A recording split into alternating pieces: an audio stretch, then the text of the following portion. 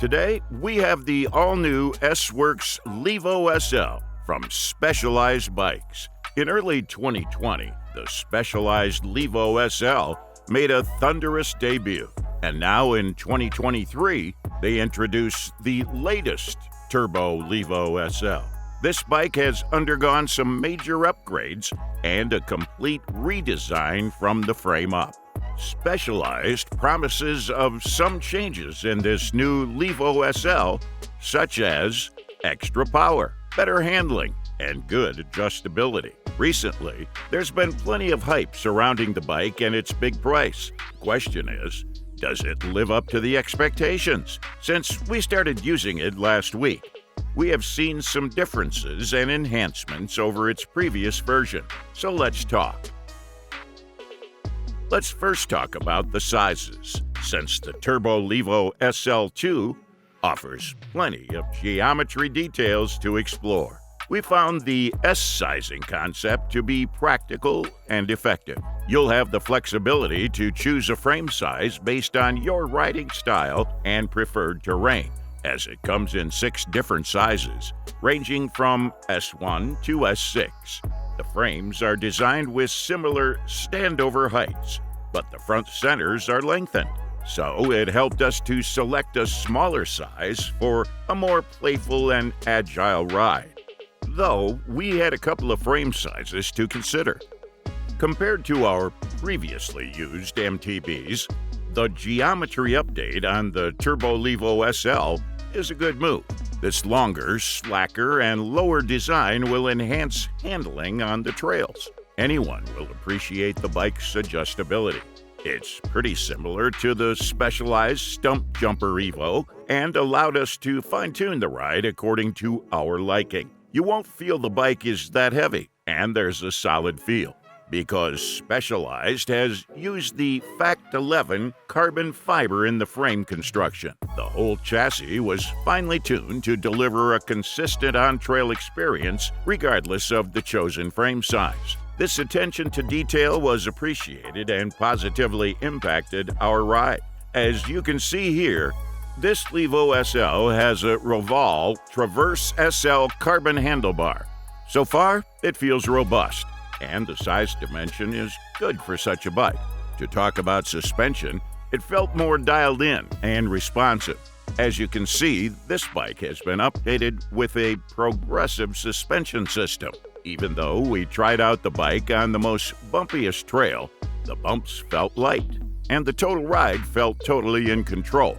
If you try to tackle some steeper slopes and high climbs, this bike will help you do that with ease, as it has improved mid-stroke support. Diving into the details, there's a 320 watt-hour integrated battery, good enough. But here's a catch. As you cannot detach it from the frame, it's going to be a concern for those who reside in an apartment without a basement or garage. So, they'll need to carry the bike upstairs for charging. During our testing, we found the compact and intuitive remote impressive, though it's available in all turbo models. The design of the remote prioritizes user comfort and functionality, and it also provided us with good ergonomics and haptic feedback. And the placement of the 3 buttons on this remote allowed us to switch between assistance levels and activate the walk assist mode. This thoughtful arrangement impacted a lot to our overall user experience. As we can see, the charging port is placed above the bottom bracket. It's got a nice protection with a spring-loaded cover. Even after a day-long use, we found no issues with its longevity. Here we can see a Mastermind TCU display in the top 2. We got multiple functionalities from it, and we've got access to a wealth of riding and motor data. We also got some valuable insights that enhanced our performance on the trail. Here you can see the rear derailleur mounts directly to the through axle via a hangerless UDH interface. And we got smooth shifting because it is paired with a 12-speed cassette that has a 520% gear range. To talk about the tires, we found a few scratches on the tires, even after riding through rough terrains, because they come in grid trail casing, which ensured sufficient puncture protection. The saddle, you can see, will give you the needed comfort while riding through hectic MTB trails because it's a specialized bridge comp saddle. We found one thing missing from this e-bike, which is internal cable routing through the headset. While some riders may consider this a positive aspect, we expect that the next Turbo Levo SL model will feature this. Before starting to talk about our riding experience, we should mention the 1.2 SL motor that's a good upgrade from the previous Levo SL models. Specialized claims the motor has a wide optimized cadence range of support, with anywhere between 70 and 100 RPM, and it delivers 50 Newton meters of torque. We also noticed the power. The bike got an instant boost every time we rode. During our ride on the lesser-known trails, we've got a trail-oriented experience. Utilizing a combination of eco, trail, and turbo modes, we've enjoyed a versatile ride. Right from the first pedal strokes, we noticed the quiet operation of the motor.